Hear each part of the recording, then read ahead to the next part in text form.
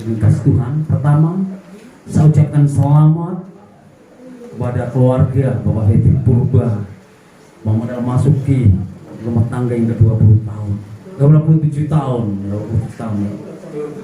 27 tahun, begitu luar biasa, waktu yang cukup panjang.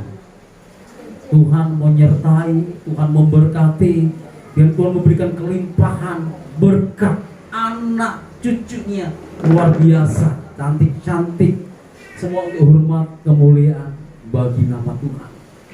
Kita bersyukur di acara ini, di mana keluarga telah menyambut kita semua dan ucapan syukur supaya kita semua menikmati berkat yang diberikan dan diterima oleh keluarga ini. Mari saudara ini dikasih Tuhan, kita akan belajar dalam firman Tuhan pada kesempatan yang indah ini. Mari kita akan buka Alkitab kita masing-masing dalam kitab Mazmur pasal 128. Mazmur pasal 128 ayat yang pertama mulai kita membaca.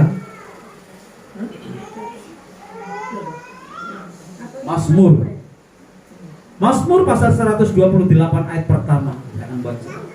Berkat atas rumah tangga, nyanyian siara. Berbahagialah setiap orang yang takut akan Tuhan, yang hidup menurut jalan yang ditunjukkannya.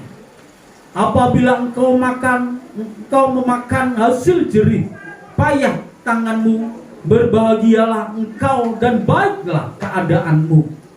Istrimu akan menjadi seperti pohon anggur yang subur di dalam rumahmu. Anak-anakmu seperti tunas pohon zaitun sekeliling mejamu. Sesungguhnya demikianlah akan diberkati orang laki-laki yang takut akan Tuhan. Kiranya Tuhan memberkati engkau dari Sion, supaya engkau melihat kebahagiaan Yerusalem seumur hidupmu, dan melihat anak-anak dari anak-anakmu, damai sejahtera atas Israel. Nah saudaraku yang dikasih Tuhan, firman Tuhan kepada kita semua pada petang yang indah ini, saya akan memberikan tema tentang berkat atas keluarga. Yang diberkatilah anak-anak Tuhan, rumah tangganya yang setia kepada Tuhan. Di sini saudara ingin kasih Tuhan, Mazmur pasal 128 ini adalah karya daripada Salomo.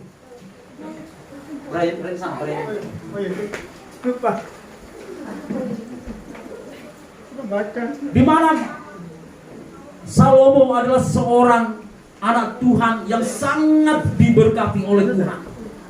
Walaupun kadang-kadang dia pun mengerti, tetapi sebelum dia menjadi seorang raja, dinasihatin oleh ayahnya yang bernama Daud.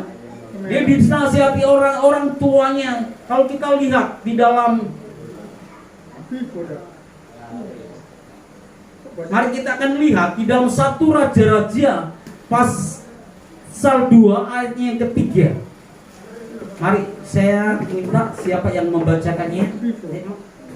1 Raja-Raja pasal 2 ayat yang ketiga. 1 Raja-Raja pasal 2 ayat 3. Lakukanlah kewajibanmu dengan setia terhadap Tuhan Allahmu, dengan hidup menurut jalan yang ditunjukkannya, dan dengan tetap mengikuti segala ketetapan, perintah, peraturan dan ketentuannya, seperti yang tertulis dalam buku Musa, supaya engkau beruntung dalam segala yang kau lakukan dan dalam segala yang kau tuju. Nah, ini nasihat daripada Daud sebagai orang tua, supaya sebelum anaknya bernama Salomo itu diberkati oleh Tuhan dalam rumah tangganya. Di mana nasihatnya dia, supaya di sini yang pertama nasihat daripada Daud kepada Salomo dalam rumah tangganya itu supaya diberkati Tuhan. Yang pertama itu setia kepada Tuhan.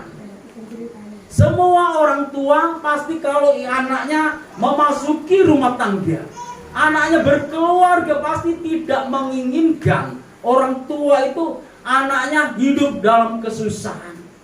Pasti menginginkan anaknya itu diberkati Tuhan, anaknya selalu berbahagia. Tidak ada orang tua menginginkan anaknya nanti hanya berumah tangga asal-asalan. Maka daripada itu, semua orang tua kalau memilih itu melihat-lihat itu udah benar. Kadang-kadang orang tua, oh ini gak sesuai dengan anak saya. Ingin semua bahagia dalam rumah tangganya. Tidak ada seorang pun orang tua yang menginginkan anaknya itu hidup dalam susah dan susah jauh dari hadapan Tuhan. Maka daripada itu di sini pun Daud sebagai orang yang takut akan Tuhan, dia nasihatin kepada Salomo, kalau engkau ingin diberkati oleh Tuhan, engkau setia kepada Tuhan. Dalam kondisi apapun, dalam situasi apapun, tetaplah setia kepada Tuhan. Dan kesetiaan ini harus diinginkan. Seperti apa contoh daripada keluarga itu 27 tahun dalam berumah tangga. Nah, dalam kesetiaan ini ada ujian pasti. Semua orang dalam rumah tangga itu ada ujiannya. Tahun pertama hidupnya enak-enak. Wah, walaupun susah, tetap saling rukunnya. Tahun kedua memasuki tahun kelima dan selanjutnya, banyak sekali masalah-masalah yang dihadapi dalam keluarga. Dalam keluarga begitu sekali banyak yang dihadapi karena ada perbedaan. Saya sama istri saya ini baru 21 tahun. Kami pun sering mengalami yang namanya orang gesek-gesekan. Seperti umpamanya lidah dengan gigi. Sering juga lidah kegigit sama gigi, tapi lidah tetap setia duduk terus di dalam mulut. Gak pernah dia ngomong, aku keluar aja lah, digigitin terus. Gak pernah dia mengatakan itu, tetap dia apapun yang terjadi, walaupun digigit gigi itu sakit, tapi tetap bertahan.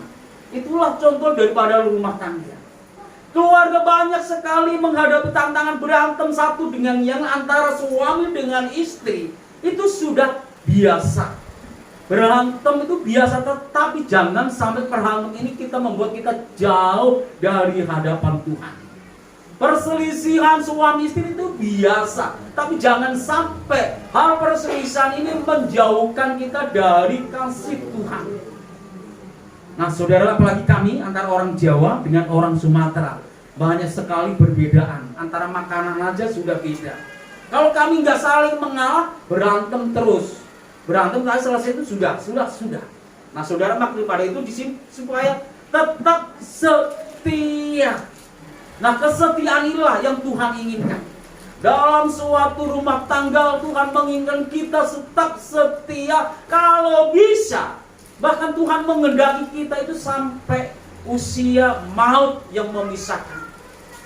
Maut tidak bisa memisahkan kita semua kalau apapun yang terjadi, kecuali maut yang memisahkan kita satu dengan yang lain. Maka daripada itu, kekristenan tidak mengenal kata perceraian. Walaupun banyak rumah tangga Kristen yang bercerai, Tuhan tidak menginginkan kekristenan itu orang anak-anak Tuhan yang setia kepada Tuhan itu cerai.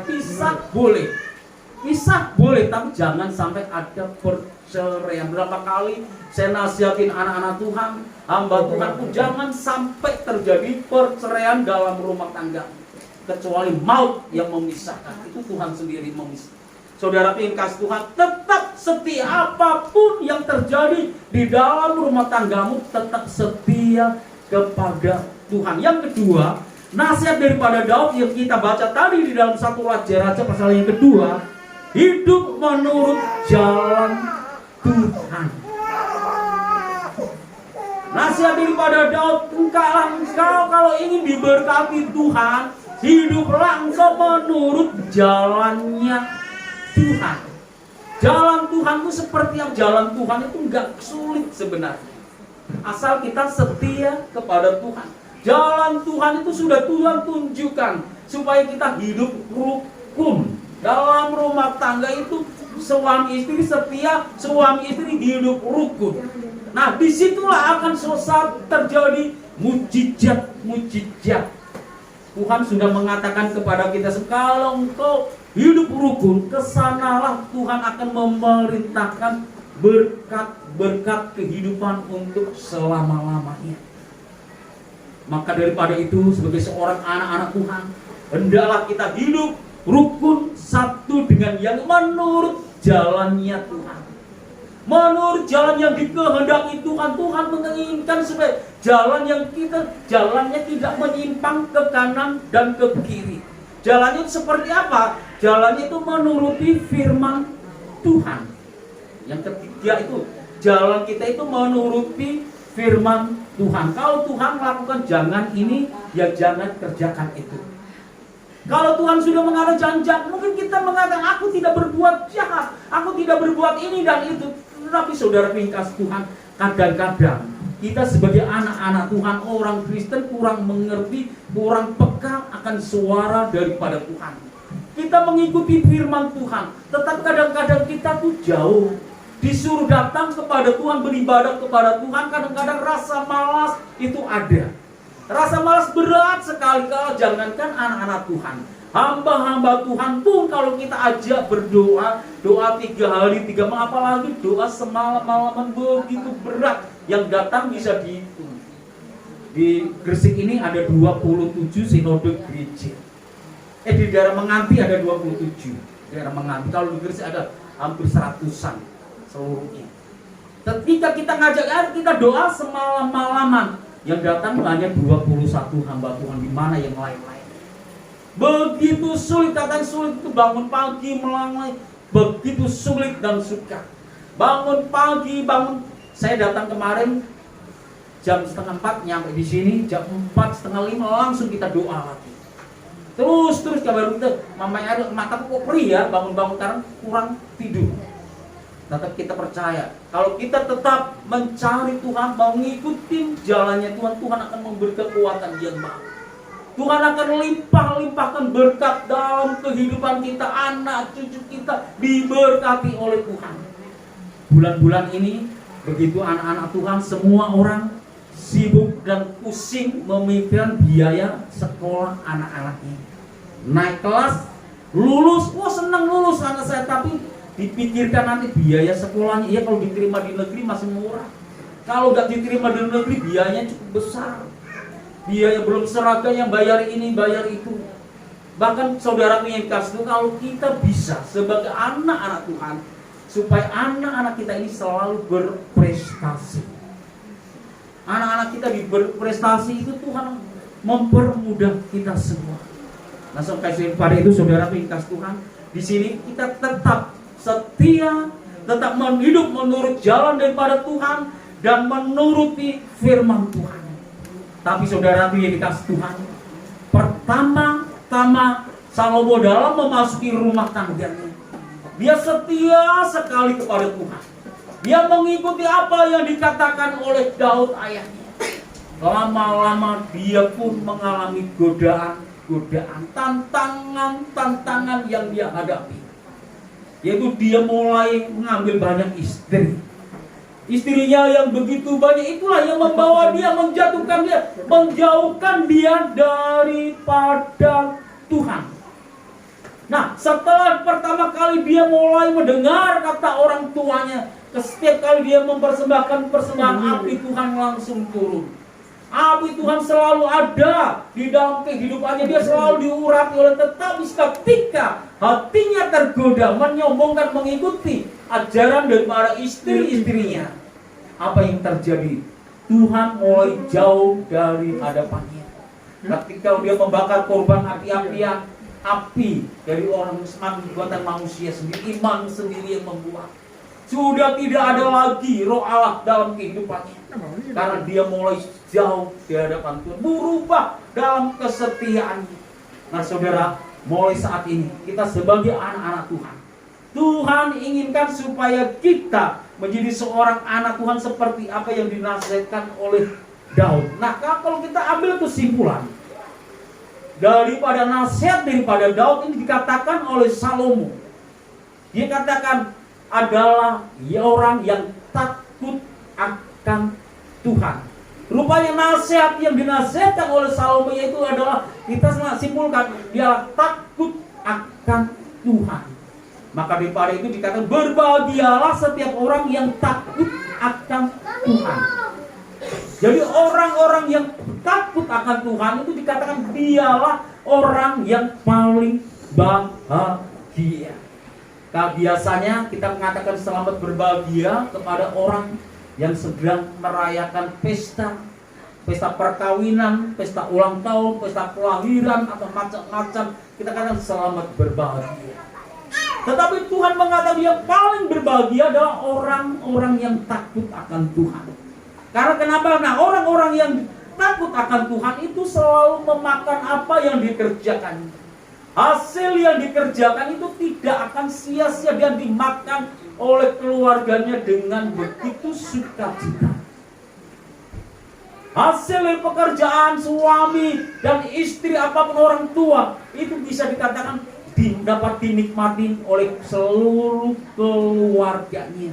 Dan dia pun mengatakan di sini, istrimu atau ibu-ibu akan menjadi seperti pohon anggur yang subur.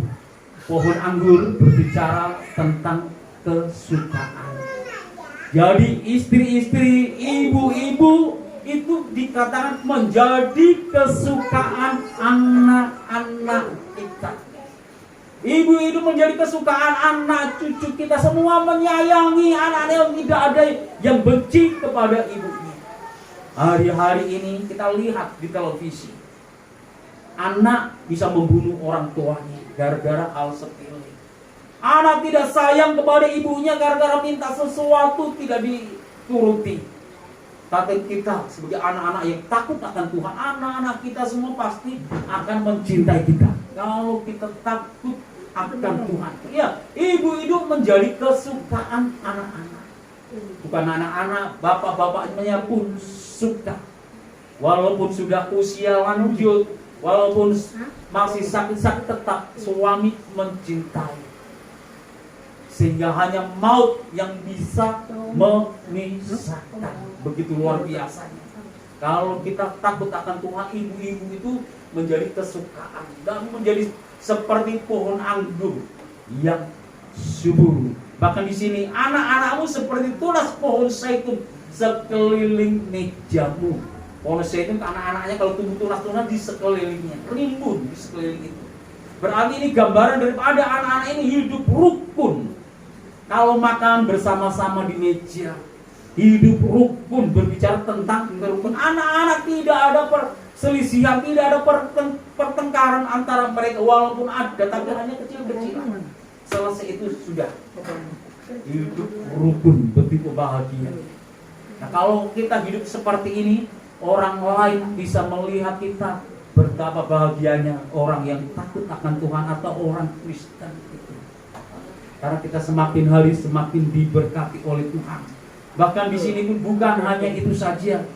Anak-anak kita bisa melihat keadaan anak cucu kita diberkati dan hidup dalam kondisi damai sejahtera. Semua orang menginginkan anak cucunya hidup dalam damai sejahtera. Tidak ada seorang pun menginginkan anaknya itu nggak damai, berantem terus nggak ada.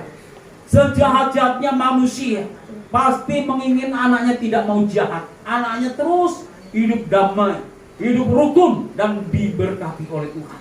Itu menjadi keinginan kita semua, supaya kita menjadi seorang yang takut akan Tuhan. Rumah tangga kita diberkati oleh Tuhan. Rumah tangga kita tidak dibiarkan hidup berantakan, tetapi hidup dalam pemberkatan daripada Tuhan. Minggu lalu saya katakan ada seorang hamba Tuhan di salah satu gereja, antara suami sang istri dia berantem. Bahkan mereka minta cerai. Saya datang ke sana, saya damaikan mereka. Apa untung daripada perceraian? Oh, enggak ada. Yang kerugian ada makan pada itu bersatu. Lupakan. Hari Senin besok, karena mereka udah mulai rukun, Senin besok mereka mengundang kami adakan persekutuan, mengucap syukur. Saudara, saya katakan, kalau kalian hidup berantem terus, anak-anak pun akan menjadi berantakan. Hamba Tuhan tidak bisa menjadi contoh. Saudara, maka daripada itu kita mau menjadi seorang yang baik-baik, mendengarkan apa kata Tuhan, menuruti firman Tuhan, setia kepada Tuhan, Apapun yang terjadi, jangan sampai ada yang memisahkan kita. Seperti apa kata Rasul Paulus, makanan, pedang, apapun tidak akan bisa memisahkan kita dari kasih Allah. Kita percaya dalam segala sesuatu Tuhan punya rencana. Musim boleh berubah, tahun boleh berubah, tetapi kasih Tuhan tetap abadi dalam kehidupan kita. Dalam rumah tangga kita selalu abadi. Tuhan sayang kepada kita semua. Kiranya damai sejahtera Tuhan melimpah dalam kita semua. Puji Tuhan, firman Tuhan tidak akan bisa panjang lebarkan karena ada banyak acara. Kita naikkan kepada Tuhan. Musim akan selalu berganti dan kasih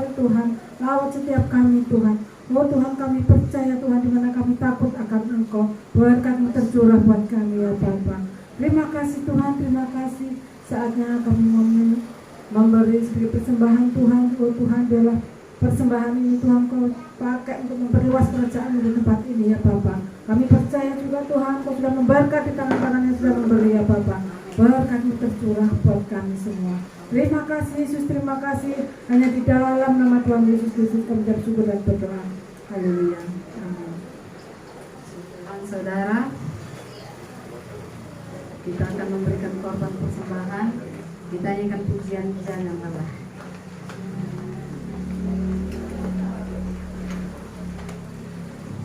Puji Tuhan, kita akan beri korban persembahan. Haleluya.